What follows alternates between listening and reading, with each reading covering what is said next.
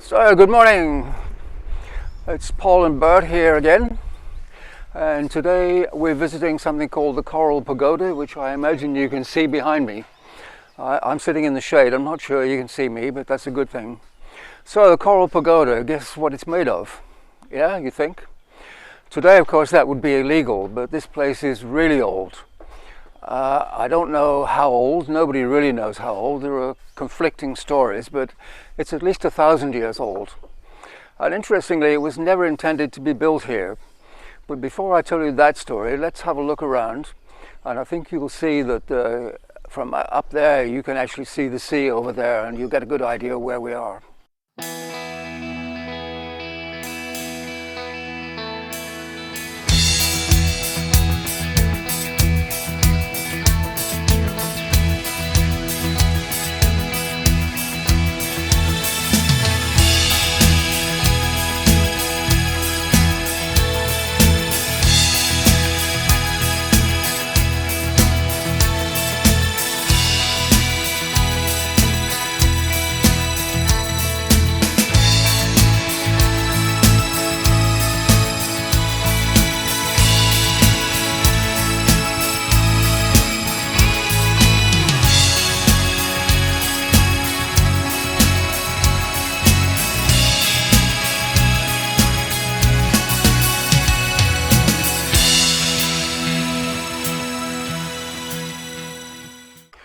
So the story is that many years ago there were Buddhist pilgrims who were traveling from Chaya to Nakhon Si Thammarat by sea, and they were forced ashore by a storm. Now, Chaya is about 120 kilometers that way, and Nakhon Si Thammarat is about 120 kilometers that way.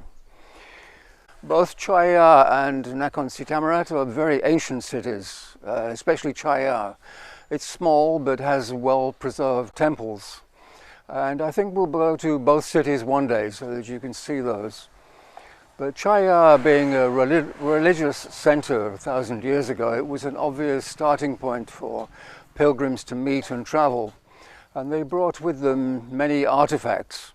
And many of these pilgrims had come from Ceylon, which is why the pagoda is in the Ceylonese style. But also the Ceylonese were big traders, so they were frequent visitors to this part of Thailand. And as mentioned, they were traveling to Nakhon Si Thammarat to build a chedi, to put their artifacts inside when they were forced ashore by a storm, which is just here. You probably saw in the aerial video. And luckily the locals met them and listened to their story and then suddenly shouted, "Surprise!" And they had no idea what was going on, but no, they probably weren't that dramatic. They were politely told that the temple and the chedi were already finished. So that was definitely an unpleasant surprise for them, but they looked inland and they saw this hill where we are now, which is called Khao Tat. And they probably thought, yes, Tat'll do. Sorry about that. So anyway, they built a chedi here. And that story is probably not 100% accurate, but it was 1,000 years ago, so no story is accurate either, but that's roughly what happened. Now I have to say there's a lot that I don't understand about Thailand. And one of them is the desire to hide things inside chedis. But it seems quite common.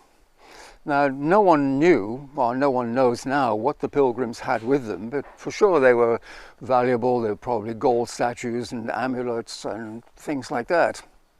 And so they hid them inside here.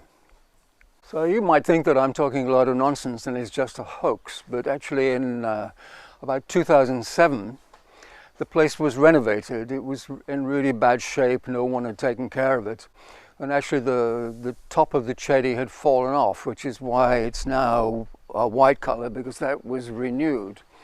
And during the renovation, some of the treasure was found and stuffed back inside, which seems quite bizarre to me. If that had been me, I would have taken it out and I would have put it in a temple somewhere or in a museum. But the most famous case of people hiding things in chedis is the Emerald Buddha statue, the origin of which is quite unknown. It's believed to have been carved somewhere around 43 BCE or perhaps later in Ceylon, But what is known is it's now in the Grand Palace in Bangkok. Okay, here's a picture of the Emerald Buddha. You have to admit that's a pretty handsome statue.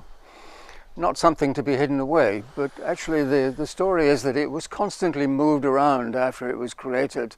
And at one time it was in Cambodia, and then it was in Laos, and finally it was hidden in a chedi in Chiang Rai, which is a long day, 3 days north of here.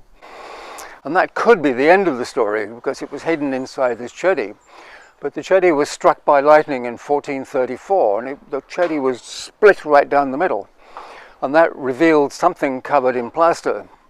And the local monk took a look at it and, hello, what's all this here then? And he carefully removed all of the plaster and the stucco to reveal this Emerald Buddha statue. And by the way, emerald is the color that's actually made of jade. Anyway, that's the short version, but it's a good example of hiding things in chedis. I really don't get it. I don't know why anyone would want to do that. But anyway, at this point, Bert and I will go and hide somewhere, but not before reminding you to please like and subscribe to the channel. And we'll pop up again at the same time next week. Goodbye.